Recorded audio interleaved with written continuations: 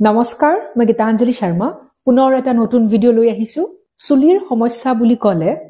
আপোনালোকৰ মনলৈ কি আহে সবতকে যেটো কমন সমস্যা হেয়া হ'ল চুলি সৰা কিন্তু ইয়াৰ বাহিৰেও আৰু বিভিন্ন সমস্যা আছে চুলিৰ সমস্যা বুলি ক'লে এইটো এটা বহুতেই ডাঙৰ বিষয়বস্তু বিৰাট ডাঙৰ টপিক চুলিৰ সমস্যাৰ বিষয়ে কথা পাতি আমি যেন কেতিয়াও শেষেই কৰিব নোৱাৰিম কাৰোবাৰ বহুত বেছি চুলি সৰে কাৰোবাৰ চুলি কম বয়সতে পকিছে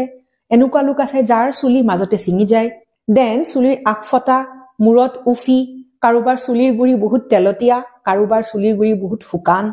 শুকান চুলি ৰুক্ষ চুলি বাপৰে কিমান সমস্যা আৰু যদি আপুনি কেনেবাকে চুলিত ৰং কৰিছে মোৰ নিচিনাকে এই ডাই কৰা চুলি কি অৱস্থা হয় ঝাৰুৰ নিচিনা কালাৰফুল চুলি মানে ৰঙচুৱা চুলি ভাল লাগে সেই কাৰণে গুটেইবোৰ কালাৰ কৰালো ৰঙা কালাৰ কৰাইছো blue colour green colour pink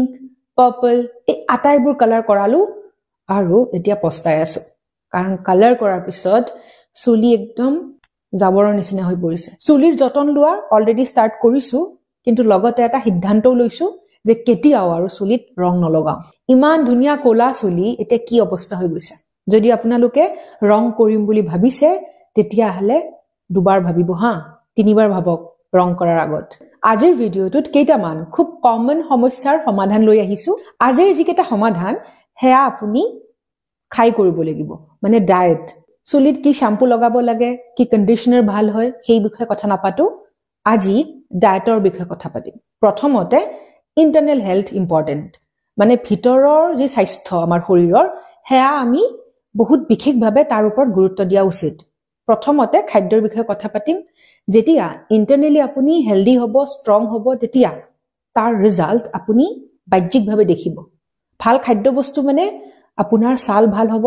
আপোনাৰ চুলি ভাল হ'ব এইটো এটা কুইক ভিডিও একদমে ফটাফট খতম কৰিম আৰু সমাধান কেইটা বহুতেই সহজ আপোনাৰ চুলি সৰা আৰম্ভ হৈছে আপুনি খোৱা কৰক আমলখি আপোনালোকে কেঁচাই খাব পাৰে আমলখিৰ জুচ উলিয়াই খাব পাৰে ৰস নতুবা আমলখি আচাৰ বহুত বেছি স্বাস্থ্যকৰ হ'ব যদি আপোনালোকে কেঁচা আমলখি খাব পাৰে কেঁচা আমলখি চুবাই খাব পাৰে নাইবা ৰস উলিয়াই খাব পাৰে আপোনাৰ চুলিৰ গুৰি বহুত শুকান আৰু চুলি হৈ পৰিছে বহুত ৰুক্ষ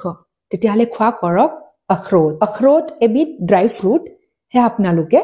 স্নেক্সৰ নিচিনা খাব পাৰে মানে দুপৰীয়া নাইবা আবেলি ব্ৰেকফাষ্ট কৰি উঠি মাজৰ সময়খিনি যে সেইখিনি সময়ত খাব পাৰে নতুবা আবেলি দুপৰীয়া ভাত খোৱাৰ পিছত 2 ঘণ্টামান পিছত আপোনালোকে ড্ৰাই ফ্ৰুটছ খোৱা উচিত যদি আপোনাৰ মূৰত উফি হৈছে তেতিয়াহলে দৈৰ লগত জালুকৰ গুৰি মিহলাই খোৱা কৰক দিনৰ যিকোনো সময়ত আপোনালোকে এয়া খাব পাৰে দৈ তাত মিক্স কৰিব লাগিব জালুকৰ গুৰি আপোনাৰ চুলি খুব পাতল হৈ পৰিছে আৰু মাজতে ছিঙি যায় তেতিয়াহলে আপোনালোকে খোৱা কৰক পালেং শাক কেনেকে খাব হে আপোনালোকে সবজি বনাই খাব পাৰে মাছৰ লগত নতুবা কেঁচা পালেং শাকৰ সালাড খাও আমি হেয়া খাব পাৰে আৰু যদি হেনেকে খাব মন নাই তেতিয়াহলে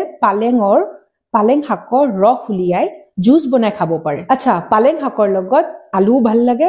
পালেং শাকৰ লগত পনীৰো ভাল লাগে পালক পনীৰ বুলি যে কয় হেয়া আপোনালোকে বনাই খাব পাৰে এই খাদ্যবোৰ কেনেকে বনাব হেয়া মই নকওঁ আপোনালোকে নিজৰ সুবিধা অনুযায়ী বনাই খাব পাৰে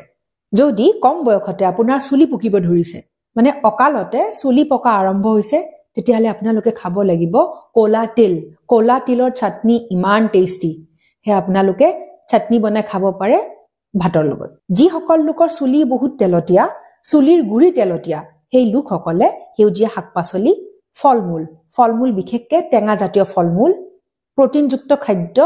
আৰু আলমণ্ডছ এইবোৰ খোৱা কৰক একদম শেষত মই এটা কথাই কম যদি এনেকে যতন লোৱাৰ পিছতো আপোনালোকৰ চুলিৰ সমস্যা দূৰ নহয় তেতিয়াহলে এজন ডাৰ্মাটলজিষ্টক দেখুৱাই ল'ব তেন্তে আজিলৈ আহিছো এটা নতুন ভিডিও লৈ আপোনালোকৰ মাজলৈ পুনৰ আহিম Stay happy and stay healthy. Love you all.